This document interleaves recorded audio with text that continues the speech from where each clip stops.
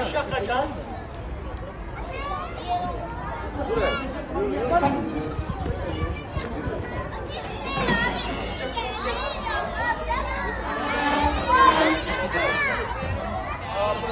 Kimin telefonu Büşra? Mihriban Hoca'nın hocam. Çekiyoruz hocam. 2 tane kameradan. Hocam merak etmeyin, poz hepimizden. Allah'ım Muhammed hatta böyle güzel fotoğraflar çekmez de mükemmel çekiyor.